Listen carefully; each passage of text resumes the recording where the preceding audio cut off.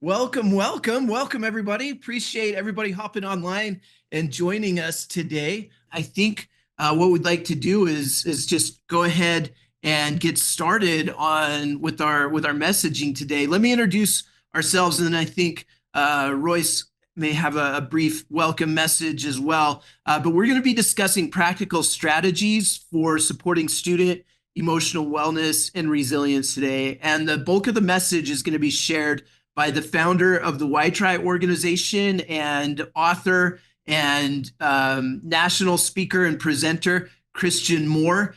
He'll tell a little bit more about his story in a minute, but welcome, Christian. Appreciate you being on. Good to be here. And then my name is Jason Johnson. I'm the director of training for the YTRI organization. I'm a school psychologist, came from the world of public ed over to the world of YTRI about 9 years ago. I run a webinar series some of you may have seen that I've been doing since 2020 for the YTRI organization, and then oversee research and training, development, a little bit of everything else. And it's just an awesome experience to be able to help collaborate with educators and mental health professionals around the topic of resilience throughout the country. And then very excited to have Royce on as well. We've got Royce Lott, who has been really critical in helping get this event going. The majority of our people on here are friends from Mississippi who Royce has helped us connect with. And Royce is just a go-getter, unique, incredible energy, has an absolute passion for trying to help build resilience in the lives of young people, and really gifted at bringing people together. So Royce, thank you so much for hopping on here and helping pull this together as well. Thank you, Jason. Christian, certainly good to see you again. Thank you for being with us last month or earlier this month. Well, it was last month. Down in Mississippi, Christian came and spoke. Again, I'm Royce Lott. My organization is Life Coach South. I've had a working relationship, a standing relationship, a great relationship with the Life Coach, with the YTRI folks since 2008. I'm a huge fan of all things YTRI, Resilience Breakthrough, Christian Moore, Hans Magleby, Jason Johnson, etc. They're just a great group of people and a great organization.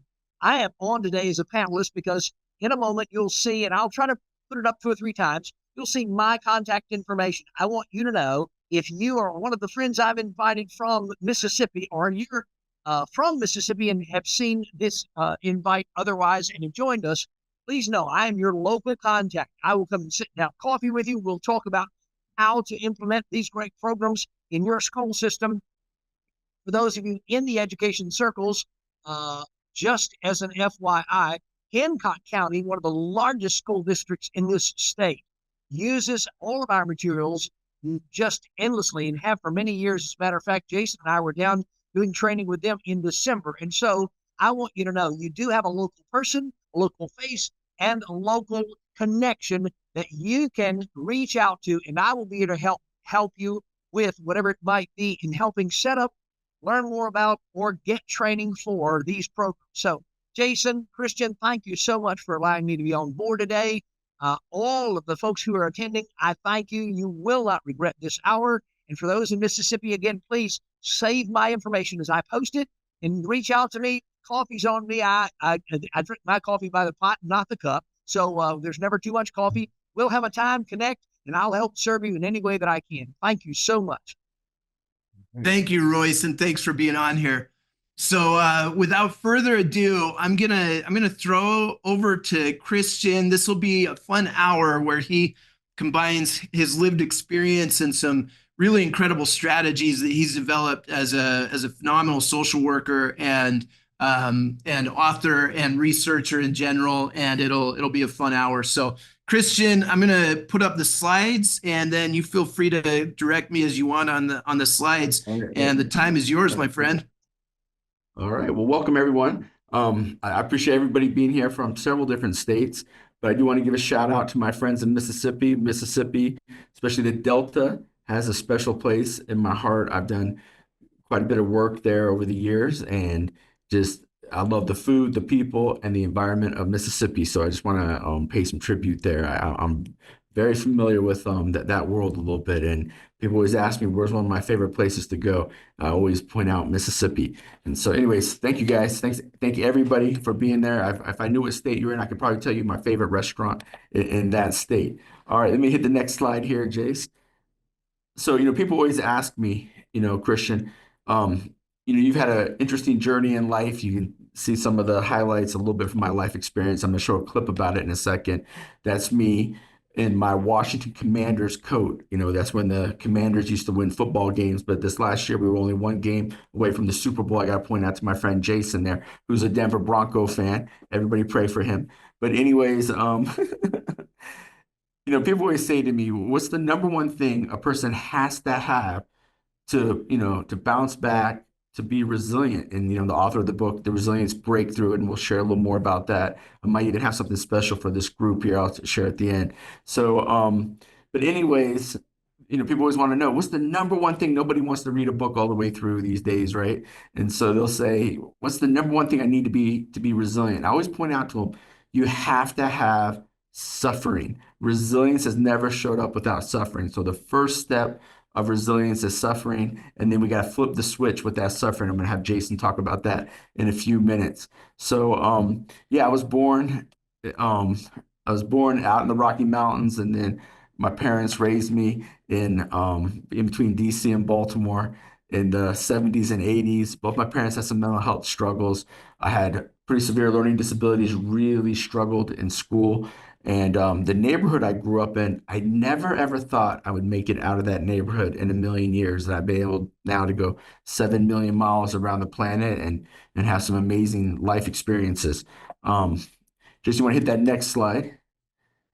I think this should lead to our video clip. Actually, I think there's one more slide in between it here. Let me pull up this slide here. Yeah, here it goes. There you go. One more time. There we go. Oh, there we go. Keep going. So I mentioned that book, The Resilience Breakthrough. When I was in college, I did my thesis looking at the impact that learning disabilities has on poverty and crime. I learned that over 70% of youth in our youth correction system have a learning difference. Over 80% of the adult prison population has a learning disability. Now, there's many reasons why someone's incarcerated besides a learning disability. It's like a pie. One slice of that pie could be mental health issues, poverty, abuse, all kinds of stuff, violence. But we know one piece of that pie is definitely a learning difference. The next slide here. What got me interested in resilience so much, when I was in college, I learned about this Quai longitudinal study where, two kids grew up in the same home, the same background, the same situation. One kid makes it out, the other kid doesn't make, what's the X factor? And they found, the key was resilience, especially with these, so-called high risk groups. And so I became really interested in that. And then I became interested in people with high trauma that were thriving, which when I say thriving, they weren't hurting themselves or others. I started paying attention to that group, and that led to a lot of the stuff you're going to see in a few minutes about resilience. All right, now I want to share with you all my life story. This is a quick version of my life story. My blood sugar in this is over 700 in this video right here. I was diagnosed with type 2 diabetes a couple days after this video was taken. And I'm not on insulin. I've been healthy since then. And I love watching this video because 2 days later, my life changed tremendously. So here you go. Enjoy the video. This is my journey, how I became interested in resilience. I grew up in between Baltimore and DC in a family of 12 kids, 5 brothers, 6 sisters. Both my parents had some mental health challenges. My mom had social phobia, generalized anxiety disorder, had a fear of leaving the house. You have to leave the house to go get food. So there wasn't a lot of food to eat sometimes in my house growing up. Don't tell anyone, but my dad was one of the highest level code breakers at the National Security Agency. You could give my dad any mathematical problem and he could instantly rattle it off the top of his head. My dad was autistic. He was a genius, but he had very little common sense or social skills. If you've ever seen that movie, A Beautiful Mind, you've met my dad. So having 2 parents with some mental health challenges put me in a situation where I ended up being a street kid. I could hang out till 2, 3 o'clock in the morning on a school night, had very few rules, very few boundaries. One night, I was out late at night and a car pulls up and I hear a voice. And the voice I hear is the voice of a woman who I endearingly call Mama Jackson. It was one of my best friend's moms who sees me out there, late at night. Christian had so many obstacles that was going on in his home. She knows what I'm out there doing, and she says, look, don't you ever set foot on our property. I'm gonna call the school tomorrow. I'm gonna make sure you're not in any of Sean's classes. I remember thinking to myself, dang, I know I'm bad, but I'm not that bad. I can never go to school with him ever again. When you see a child that's hungry, there's no happiness there. You're thinking about what other kids have. Going to school was very difficult for me as a child that was diagnosed with ADHD, conduct disorder, and severe learning disabilities. When I was sitting in a classroom, oftentimes, I was embarrassed. When I got called out loud, I would act up and get in trouble instead of embarrassing myself because I didn't know how to read or didn't know how to do basic math. So, for me, it was like going to the doctor's office every day, going to school. I had a hard time telling time. When I was even 17 years old, I couldn't tell time on a hand clock. To me, 4:45 equals 25 minutes to 5, but they tell me 1/4's 15. When we concentrate on that more to make sure that a child's needs are provided for, then that child will thrive. I know that I'm loved, and I know that this person is going to feed me. Mama Jackson took over and said, look, if you start going to school every day, I want to see your report cards. If you start answering to me, you can come eat in our house anytime you want.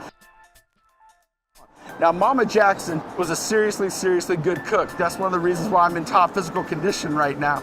But anyways, I was very blessed to have Mama Jackson come into my life. It was kind of an informal foster care situation. She took over and really started giving me skills of resilience. It had a huge impact on my life. And I'm excited to share with you all the different skills and strategies that Mama Jackson gave me to help me become resilient. One of his teachers in high school said to him that he would never go to college. Christian went to college. Growing up in between DC and Baltimore, I saw many social problems in my community, in my neighborhood. I saw poverty, I saw hopelessness at times. I even saw some violence. But I remember walking to school one morning and literally seeing one of my best friends evicted from his house. His furniture was all throughout his front yard. I could see the heartbreak in his eyes, his parents' eyes. And I knew in that moment, I wanted to be a social worker. And I knew I could not become a social worker unless I went to college. But I was told college was probably not going to be an option for me with a 6th grade math level, a 7th grade reading and writing level. Statistically, I had a better chance of playing the NBA and becoming LeBron James. His experience was at the other side of the track. Life was different. Life was unique. And the kids like that, they have to survive. I struggled getting through college math. College math is a requirement to make it through school. I remember that feeling in my stomach when I knew I couldn't graduate. They're not going to let me graduate because I can't do math. I can't count money. I can't numbers. I get confused and all of these things. He was like a bobcat in a cage. So I came up with something called the No F game plan. And this was a strategy that I used to make it through school with my learning differences. He made himself big. He made himself known to others. I'm here. Hey, I may not have what you have, but I have street smart. I would go to every class. I would sit on the front row. I would do all the homework assignments. And I would do enough extra credit to get a D-. I would shoot for A's, but I learned in college you get just as much credit with a D-. And his paper is not polished. Other students get an A. Christian gets B, sometimes a C. But he has ideas. He has a substance. And the Why Try program that he ran with and helped incredible number of students and the teachers and administrators came out of a classwork. He created an environment to teach teachers how to really deal with students that may have significant functional limitations. I persevered. Luckily, I knew what resilience was. I knew how to take my academic challenges and use them as a reason to knock down barriers, to focus on what was right with me, not what was wrong with me. The vision of why try, and I think this thing is called the roller coaster ride. And I'm so glad that when he fell off of that roller coaster, that he got back on. Dr. Virgil Wood, civil rights icon and close friend to Dr. Martin Luther King, learned about Why Try's impact and decided to honor Mama Jackson with the National Rosa Parks Save the Children Award. Mama Jackson gave me a safe and loving environment so I could thrive. She didn't get rid of my problems at home, at school, in my neighborhood. She showed me how to use those problems as a fuel source to put one foot in front of another and create a productive outcome with the opposition. Despite my many challenges, I was able to get a master's degree with a 6th grade math level and a 7th grade reading writing level and become a licensed clinical social worker. All right. We'll hit that next one here. As you can see, I had tremendous resources helping me. I was the first one in my family to go to college, graduate from college in my immediate family. I'm excited. In about, 3 weeks, my son Cooper is graduating from the University of Utah in film. And I was just talking to him last night and I said, hey, Cooper, man, you're graduating in film. You're graduating in the arts. I never dreamed I could even have the privilege or the opportunity to study the arts. I'm an artist myself, and I love the arts. And you'll see I kind of combined art and mental health in just a second. But let's see if we can pull up that picture, Jason, of the reality ride. I don't know, looks like we might be having a little bit of technical difficulties there. But yeah, let me just back up a little bit here before I jump in the reality ride. There's this picture here that shows, when I first worked with kids, I did 2 things. I'd ask them, what's the answer to the question, why try? They didn't know that answer. They're very disengaged. So I noticed if I started hand drawing everything in counseling for them, whatever skill I was talking to them about, if I drew it for them, they were able to retain it. They would keep it. They would connect with it a lot more. And so that first picture I started drawing is this picture right here of this roller coaster that shows kids their decisions have consequences. But again, by making it visual, they were able to kind of connect with it a lot more and had more meaning to them. The other thing is, a week later when they'd come back into counseling, they would still remember what we did. The first couple of years I was a counselor, at the end of the hour, I'd say, what do we do today? The kid would tell me whatever I wanted to hear to get the heck out of my office as fast as they could. And then, I'd always ask them, what's the answer to the question, why try? And you can see there on that roller coaster at the top of that hill to the right, it says opportunity, freedom, self-respect. We believe that's the answer to the question, why try? You'll be able to get those 3 things. So I had to realize my decisions had consequences. This is the roller coaster you heard Mama Jackson referring to. It starts out, it goes uphill, it comes down and crashes. You have the loop that represents the problems. They keep doing it over and over again. And then we want to get them on that track to opportunity, freedom, self-respect. So to get on that track, we want them to tear off their labels. I had all these labels right here growing up, failure, druggie, learning disabled, dumb, lazy, rebellious, attitude problem, troublemaker. So we partnership with them in tearing off their labels. The next one here is we teach them how to control their defense mechanisms. When I was in school, the teacher would say, Christian, turn to page 130 and read out loud. I didn't know how to read, so I'd swear at the teacher, punch the kid next to me, because I'd much rather be sent to the principal's office for acting out behaviorally than having 30 kids laughing at me because I don't know how to read. Now I realize, why was I doing that? It's because I had no control of my defense mechanism. This next one here, I call it the motivation formula. I look at life's problems being like water. Water can flood and do damage. We have to drink enough water to stay alive, right? But too much water can cause tremendous damage. It was interesting, when I was in Mississippi, I literally had to run into this pizza place to eat. The roads were flooding with like about 8 inches of water on the roads. It was insane. So I've actually been in Mississippi in a small flood, and that was no joke. This next picture is a tribute to my home state of Maryland. if you put a bunch of live crabs in a pot, if you don't put a lid on the pot, why can't the crabs get out of the pot? And the kids will say, well, Doug, the other crabs are reaching up and pulling them down. So I'll say, hey, your friends you're skipping school with, you're fighting with, doing drugs with, whatever you're doing, get in trouble. All you're doing is you're pulling each other down. You're keeping each other in the pot. You know, real friends are going to push you out of that pot. I do a little magic trick with this picture. I say, blink your eyes twice. Instead of them pulling each other into the pot, they're pushing each other out of the pot. A real friend will push you out of that pot. You know, Royce and Jason, they were always going to push me out of that pot. All right, next picture. This is a simple problem-solving model. We have them put in whatever problem they have, and we just walk them through these, 6 steps. They have to identify the problem, create options, and my favorite one is number 5, believe in change. Number 5, number 1, I can't change. 10, I know I have the strength. If they say anything below a 5, I'll spend the next couple of weeks helping the child believe that change is possible. Because if they don't believe change is possible, you're not going to see a lot of effort. The next one here, and by the way, these are very elaborate lesson plans. I'm doing those that have been trained in Y-Try are laughing at me right now because I'm just highlighting these pictures really quick. These pictures are reinforced with music, physical activities. Jason will share a lot more with you. There, we have different age groups, different grades, so Jason will break all that down for you. But this is a maze. Talks about desire, time, and effort, hard work. The next one here, they have to lift society's laws and rules.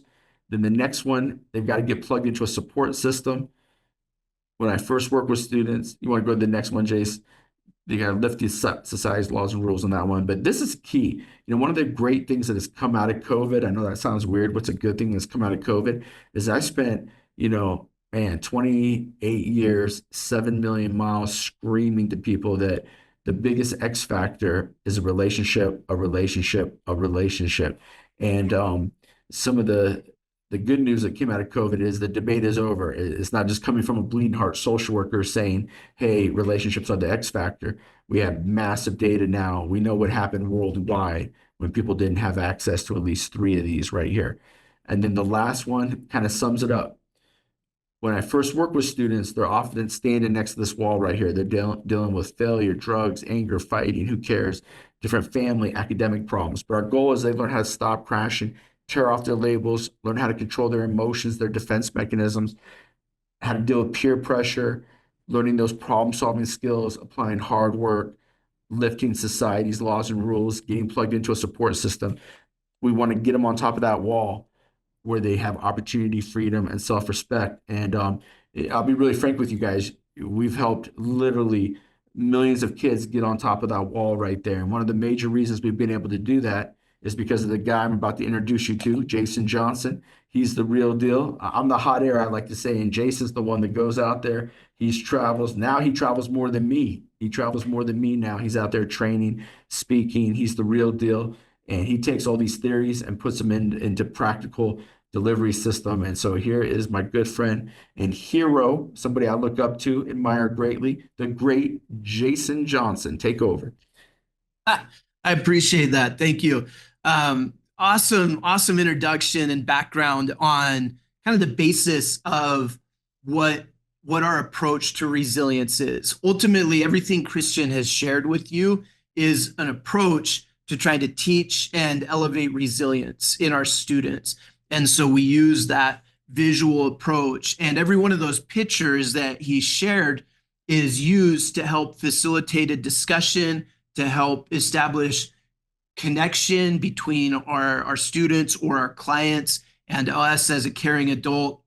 And then also each one of those is designed to teach a specific skill or of resilience or explore a specific source of resilience. And we're going to break down our model of sources of resilience in just a minute. It's a pretty, I think, transformative approach for how we view student resilience and how we view trying to equip them to be better equipped to face adversity and challenge in their life.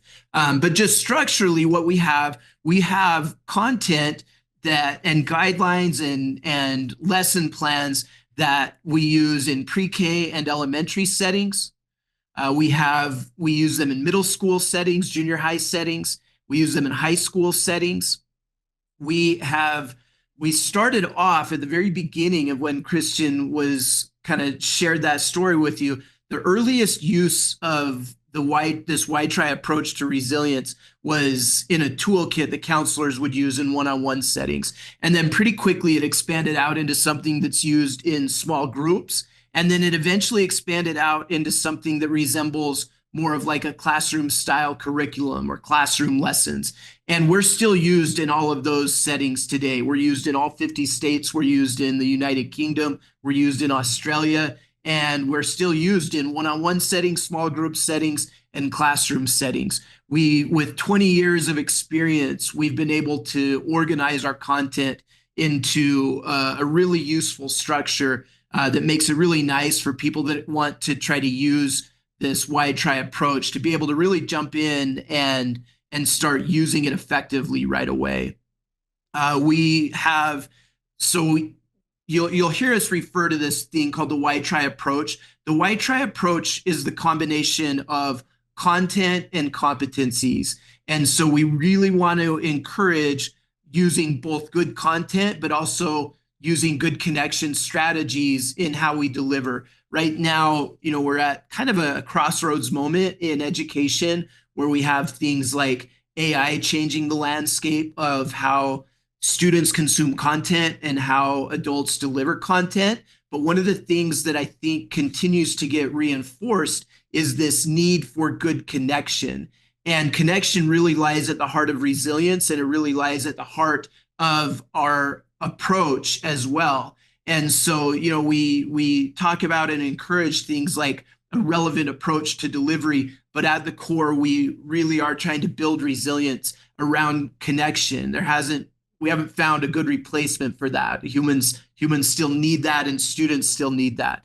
And so this is a connection-based, strength-based approach to teaching skills and strategies towards resilience. So we have a great toolkit for that, and then this approach that I mentioned.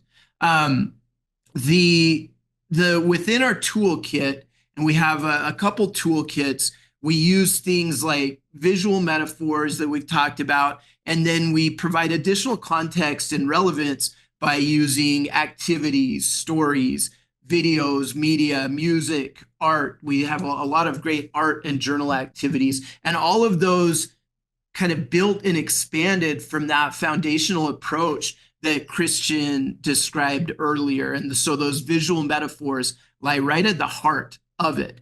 So back to this idea of this Kauai longitudinal study, one of the key pieces that really inspired some important resilience research from this was this kind of natural research model that occurred on the island of Kauai, where they had individuals that grew up in very high-risk settings that then remained on the island long-term. And so they were able to do long-term check-ins and kind of see and explore what the seeds of resilience were in individuals who grew up in high-risk areas, and then they could kind of keep track of.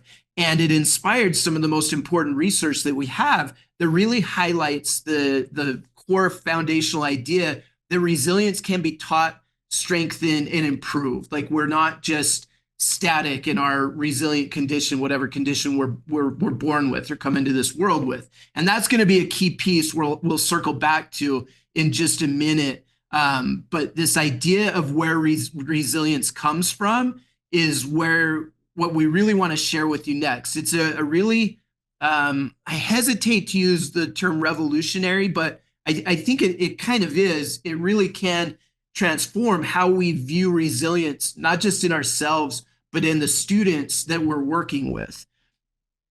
Kristen, you wanna continue the discussion here? Yep, sure.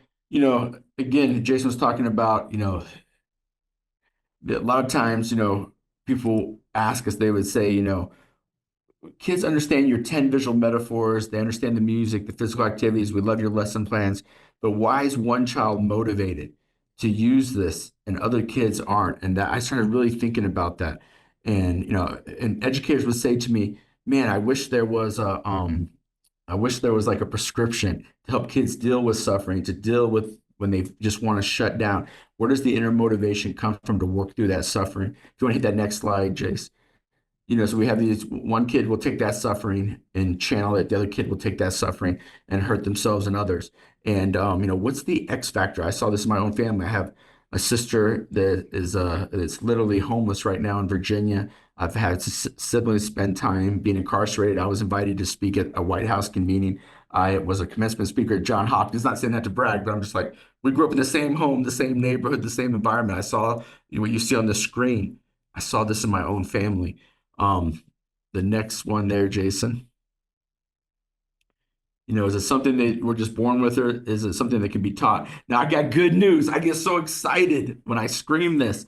Is resilience is something that can be learned. It's something that can be taught. You do not have to be born with resilience. I'm telling you, my boy Royce right there had no resilience when he was, no, I'm just kidding. but Royce, he has an amazing life story, but one day we should have Royce share it. But I can tell from talking to Royce, I broke bread with him the other day, had dinner with him, and Royce took the difficulties in his life.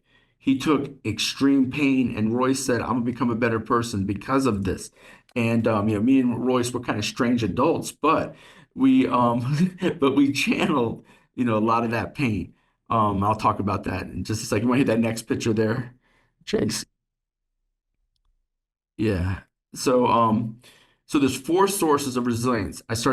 When I started paying attention to people with high trauma that were thriving. See, most mental health workers like me, we don't pay attention to people with high trauma that are thriving. We work with people with high trauma who are hurting themselves and now they're shutting down. I've done over 10,000 hours of family therapy, and it makes me sick to my stomach. When I was doing that work, I was coming from the medical model of what's wrong with them? How do I fix what's wrong? And I started thinking to myself, this makes no sense. In my 7 million miles of travel, I kept coming across these people who mom was in prison, dad's an alcoholic, their older brother abused them, and they ended up being productive people. And I don't want to share too much about Royce's story, but Royce grew up tremendous difficulty. My story you saw is pretty insane. And luckily, we had some people show up in our lives that showed us how to create a productive outcome with it. And so when I started looking at thousands of people with high trauma that were doing, when I say they're doing okay, they're not hurting themselves and others, they're productive, they're contributing something back to society. That's how we defined it.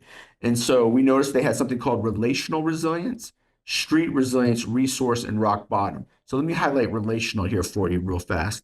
If you want to click on relational, Jason, maybe skip those slides there and we'll hit the next slide after this one. Yeah, let me jump to it. I think the next one is the fire, but I can jump clear ahead to relational if you want. Actually, you know what, Jason? Go ahead and I started jumping. I might have jumped ahead here on this. Go ahead. I want Jason to share. Why don't you share from the fire down through flipping the switch? Because the first thing you have to be resilient is you have to have suffering. And then after you've done, Jason, the fire and flipping the switch, then I'll jump back in.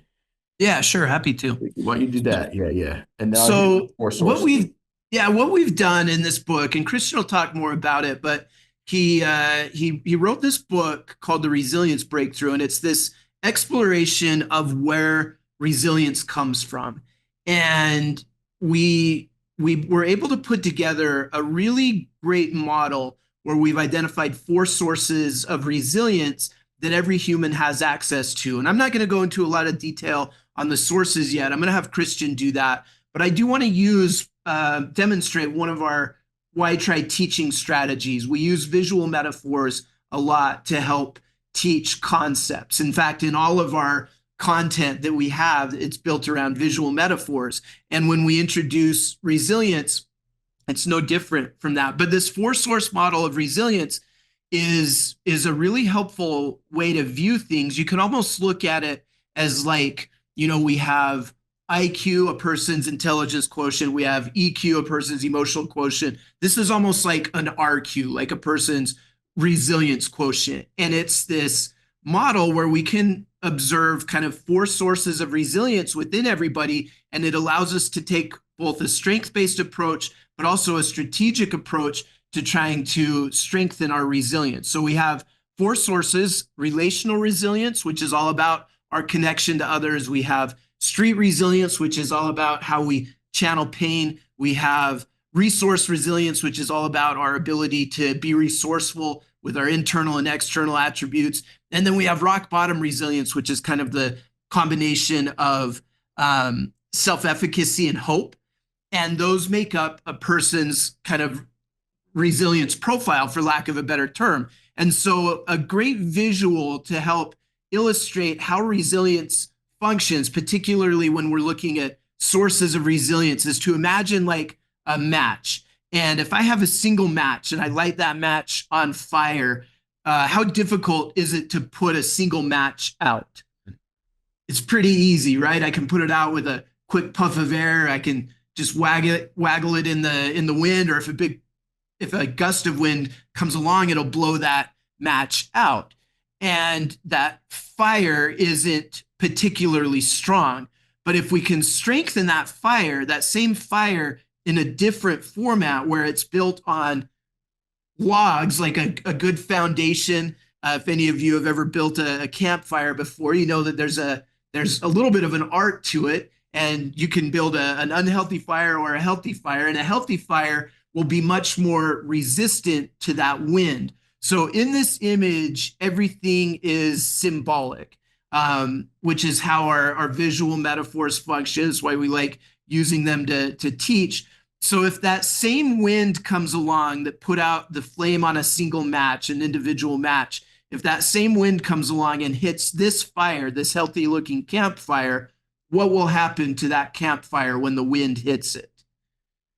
And we know, for those of us that have ever witnessed a fire or a campfire or even a cooking fire, when the wind hits a healthy fire, it actually will strengthen that fire. So in this image, everything is symbolic. The fire represents our resilience. The wind represents challenge or adversity. And those four logs that make up the foundation of that fire represent our sources of resilience. So if we can figure out a way to strengthen our sources of resilience and throw healthy logs into our fire, then that fire of resilience not only becomes more resistant towards the winds of adversity, but it'll actually will allow ourselves to be our strongest when things are the most difficult. And this is really applicable to students that we work with because it impacts every aspect of their life. Resilience impacts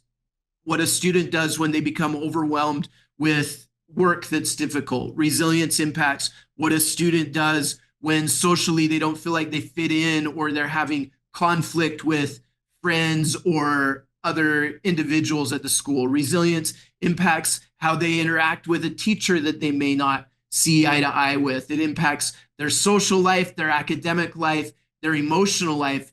All of those things, any space where we can experience a challenge, our resilience is what equips us to deal with that challenge. And all of us, I'm guessing, are dealing with a very high level of student challenges, behavior challenges, mental health challenges, etc., in our buildings. And in most cases, it has a direct connection to a lack of resilience. So if we can help strengthen our student resilience, throwing stronger logs on that fire of resilience, they're better equipped to deal with those winds of adversity. So I'm going to throw it back to Christian now and have Christian give us the good detail on some of these sources of resilience, because it's really, really important. Actually, before I do that, Christian, are you okay if I take just Just give me the big more minutes? picture. I'll flip the switch. Yep. So when we train on this concept, I'm going to give you, normally I do a 40-minute to 1 hour workshop on this. I'm going to give you the 2-minute version. This right here is probably one of the most valuable tools and strategies that I teach when I teach students resilience, or when I teach adults resilience. So Christian's going to explore the 4 sources of resilience, but a lot of times when we're trying to improve individual resilience, the starting point for becoming more resilient has to do with our perspective and our relationship and how we view the challenges in our life. So resilience is not the elimination of challenges. When I was in grad school, I did my graduate thesis was on adolescent resilience, and that was one of the great things that we debated with my graduate committee. was this concept that resilience is not the elimination of challenges. Resilience really is how we change our relationship to our challenges, which makes sense. If you think about the challenges some of your students are dealing with, these are big challenges we can't just eliminate. I can't eliminate generational poverty. I can't eliminate a person's history of abuse or trauma. I can't just take that thing away that may have already happened. And if resilience was contingent upon eliminating the challenge, then there would be no need for teaching it. But it's not. Resilience is all about changing our relationship to our challenge. So before we dig into the 4 sources of resilience, the first step is really all about adjusting our perspective towards the challenges that are in front of us. And the tool we use to teach that is a simple visual strategy that we teach in a visual metaphor that we call flipping the switch. And flipping the switch is this idea that we can flip a mental switch in a moment of adversity and change how we're viewing that challenge and literally change how we might respond to it according to what we would normally respond. And it requires a little bit of awareness, but with practice, we can teach first graders, kindergartners, how to flip the switch in the face of adversity. And it becomes this incredible tool to set us up to then dig into those 4 sources of resilience.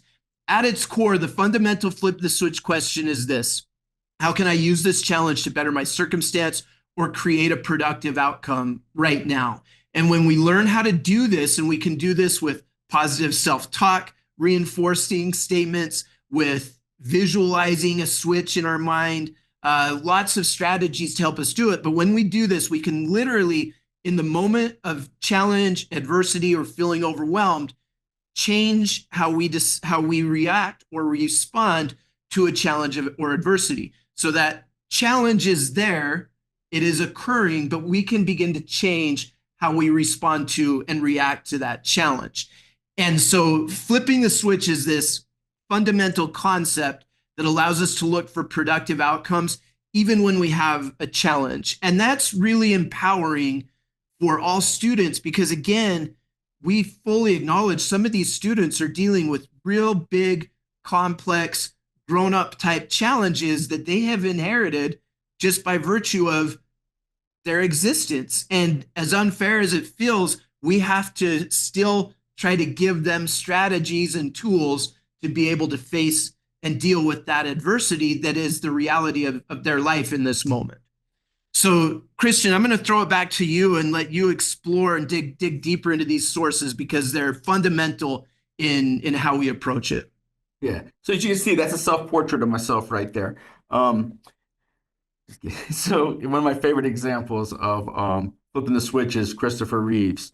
You know, he was paralyzed. He said to his wife, "I'm not going to be able to go on." He was actually suicidal. She negotiated with Christopher and said, "Just stay alive for me, the kids.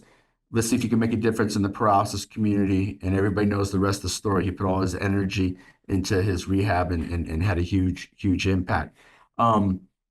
So the first thing you have to be resilient is you have to have suffering. You see that in example of Christopher Reeve. The second thing you have to do is flip that switch. You have to say to yourself, how do I use that suffering as a resource? That question that Jason was talking about there. And then the third thing is one thing to tell a child to flip the switch, but where does the motivation come from to do that?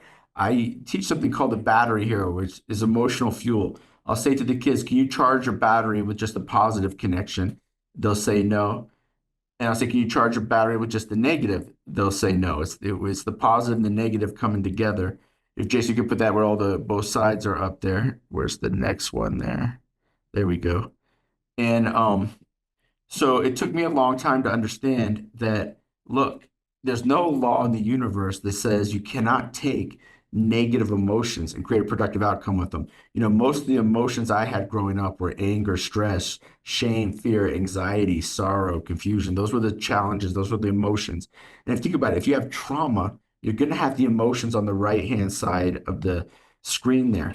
And by the way, this emotional fuel that I'm sharing right now has had an impact on many, many kids across this country. And I tell kids when I teach kids this, I say, look, most adults do not know what to do with their negative emotions. We're going to show you how to create a productive outcome with the anger, with the sadness. Again, there's no law that says you can't do that. And if all of us have 40 to 60,000 different emotions during the day, some of those emotions are going to be positive, some of those emotions are going to be negative. It's interesting, the first 10 years I was a therapist, I was trying to get rid of any negative emotion. But when I started understanding that all emotions are fuel, and then again, what makes us human is the fact that we have negative emotions. Think about it. If you didn't feel frustration, confusion, sadness, anger, you'd be a robot. You would be a machine. What's most special about us as humans is that we mess up, we make mistakes, we have negative emotions. It's as normal as breathing in oxygen. But again, you have twice the fuel source to bounce back if you can maximize both your positive and negative emotions. Let's go ahead and skip through that, Jason. Mothers Against Drunk Drivers is a powerful, powerful example of that. Go ahead, skip down through a couple of slides there till we get to relational resilience. All right, keep going. All right, so the first place the resilience comes from internally is something called relational resilience. And that just means you go through the motions, you don't give up because another person needs you, you need them. This is a picture of my two kids, Cooper and Carson. If I never got invited to speak again, I would go work in 4 different fast food restaurants because they need me. I need them. That makes me what? Relationally resilient. It's funny, I was saying that for years. COVID hit and pretty much went out of business during COVID, like all consulting companies. And so I had to apply relational resilience, right? Mama Jackson is definitely that relationship for me. You see her right there. It's so funny in that picture. I thought she was like, at that age, I thought she was like 40 years old. I'm talking to her the other day. I said, Mom, how old were you in that picture? And she said she was 26 years old in that picture. So when she reached out and impacted my life, she was 26. And just the power, Harriet Tubman, powerful, powerful example, freed over 200 slaves on the Underground Railroad.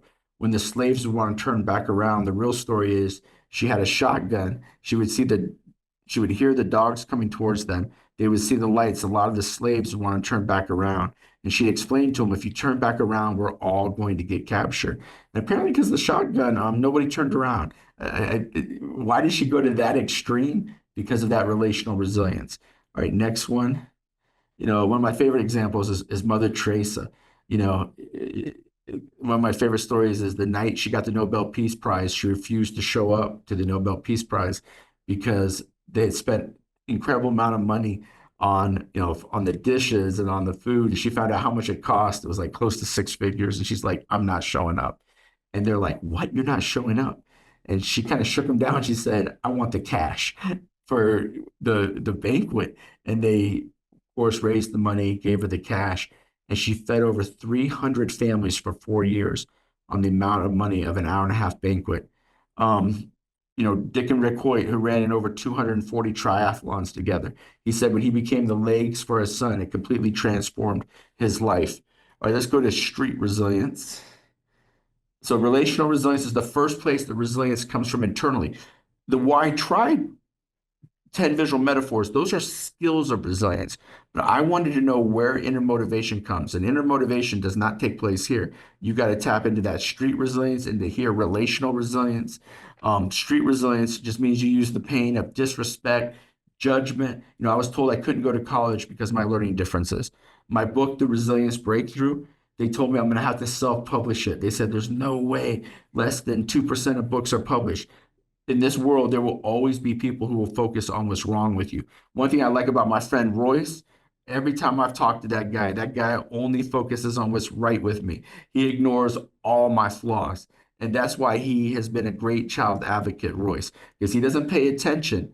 He makes sure he doesn't pay attention to what's wrong. He helps those kids prove who they really are.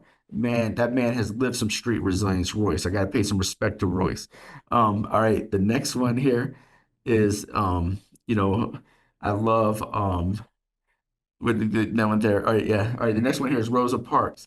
Powerful, powerful example. Refusing to sit on the back of the bus. The fact that Mama Jackson got the National Rosa Parks Award was one of the highlights of my life. Mandela, obvious. I'm gonna, because of time, I'm gonna skip that and go down to the next one here to relational. Abraham Lincoln. Powerful example. Cesar Chavez, what he did for migrant farm workers. Gandhi, and you all know the disrespect. I gotta talk about that one. Put that one back up. Go back to Malala. Malala shot by the Taliban. She said, until the man who shot me, until his daughter can receive an education, I'm speaking out. And literally now, millions of young women around the world are receiving an education because of Malala, and she got the Nobel Peace Prize. Powerful, powerful example. Okay, then resource resilience is the ability to maximize our talents, our abilities, our resources. You know, I only had 2 skills growing up. Jason can tell you, I'm a one-trick wonder. I can talk nonstop and I can draw really good. And so I took my ability to speak nonstop and to draw and created Why I Try. But it's interesting. I'm out speaking around the world now. And the one thing, you know, you're always going to have critics out there. You have to deal with street resilience. You got to tap into relational resilience to stay motivated. But you see that picture of that library right there. One of the greatest resources we have, and this is what I want to say to all these educators listening right now, you're involved in the most important work on the planet, because one thing that cannot be taken away from someone is knowledge, is their education. And I refuse to apologize for being educated, for reading hundreds of books. We have to hold our heads up high if we have access to empirical data, access to knowledge. Education is the way out of poverty. It's the way out of violence. It's the most important thing on the planet. So I want to pay respect to the educators out there and keep fighting the education fight. Resource resilience, again, just maximizing those talents, those abilities. You know, Helen Keller, powerful example. If you want to hit these rest ones, and we'll hit rock bottom here, Jason. You know, resource resilience, Kyle Maynard, born with no arms, no legs, wrestled in high school and college, and then rock bottom resilience. You know, all of us have our own personal rock bottom. Even Royce has been rock bottom. And in that rock bottom moment, we all have to flip that switch. In that rock bottom moment, we got to see the opposition as a fuel source. We got to realize, look, we're going to have suffering in that rock bottom moment. Everybody does. And then we got to flip that switch. And then we got to maximize both our positive and negative emotions. Again, to be human is to mess up, to make mistakes. It's literally what's most special about you. And we're teaching kids as young as 3rd grade. When you mess up, when you make a mistake, there's nothing wrong with you. And then that rock bottom moment, the mistake is if you don't get back up and keep trying. I love this picture. I don't even have words. So this picture right here sums up rock bottom resilience. During the Great Depression, this famous Dorothy Ling photo, 6 months after that picture was taken, those kids were still hungry. They still lived in that tent. But you see mom's eyes? Mom's not going on shutdown. And it's interesting. The reason why I got a little emotional, I don't know if anybody picked up on it when I was talking about Mississippi. I've been to Mississippi many times. And that mentality in Mississippi is in her eyes right there. And I know it's in all 50 states, but there is something special in Louisiana, Mississippi, in the deep South, where you'll see people have that mentality. They're not giving up. They're not going on shutdown. You know, this is my friend Daryl Scott from Rachel's Challenge. His daughter was the first person killed in Columbine. Daryl turned to me and talked to me about the reason why he's impacted millions of people is because he took the pain of his daughter's death, that rock bottom moment, and he created a ton of healing in this world. You know, Winston Churchill is a powerful example of it. There's so many examples of people being able to flip that switch. I want to end with, go ahead and put put that back up there, Jason, the QR code. So just real quick, I'm going to offer something. I'm going to have Jason explain what works with this QR code and how all this works. But I want to do something special. I don't do this all the time, but because, you know, we got Royce in the house and Royce always inspires me. I want to give everybody out there within my earshot a free digital copy of my book, The Resilience Breakthrough. Greenleaf, my publisher, just told me now, I think we sold over 110,000 copies of the book, which I never dreamed in a million years would happen. And so anyways, we're going to give everybody a free copy, a digital copy of the book. If you fill out that QR code, and then there's some people you can contact. Jason, there'll be a contact to Mike there, right? They'll be able to get a hold of Mike on that. Yeah, right? so I'll turn that over. We have a program director named Mike that helps serve. Natalie, yeah, if you want, Natalie, send me a personal email, just jason@whytry.org, and I can get that link to you. So Mike is the program director that will help coordinate getting this bundle to you. But we've been around for about 20 years, And this model is really effective. And we have a 20-year library of resources now. And a lot of the resources that we have, where we feel very fortunate to be able to share with all educators, beyond just our toolkit. We have this, the book that Christian very generously just gave, that goes into more detail on this 4-source model of resilience. Really, really helpful for educators to help understand where resilience comes from, really helpful in understanding our students.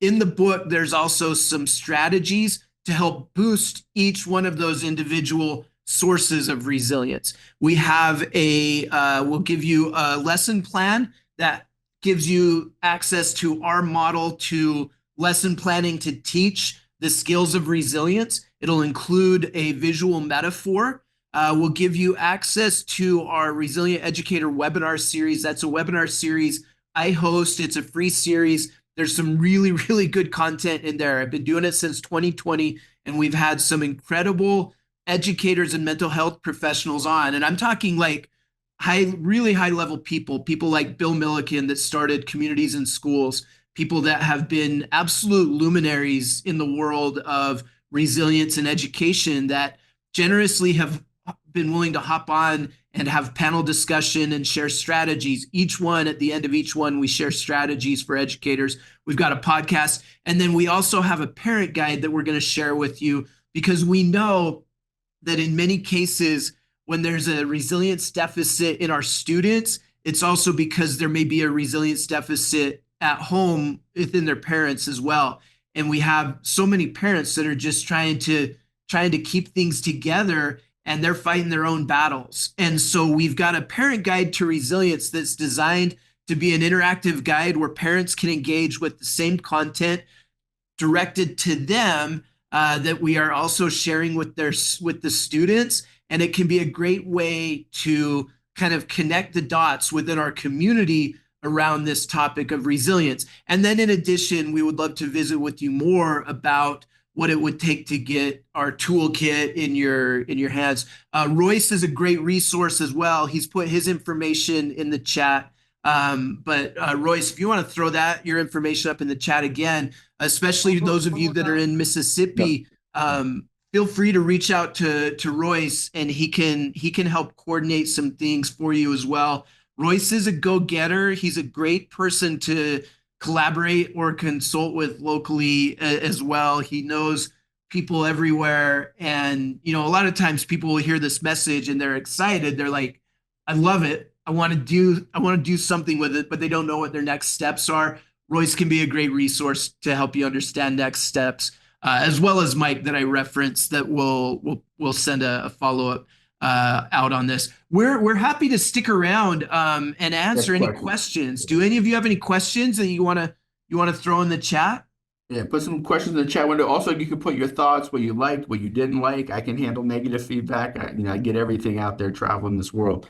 And so I've been yelled at, spit at, screamed at, chased out of town. Any questions about the model or the 4 sources, or even what a visual metaphor-based approach looks like? We're happy to answer.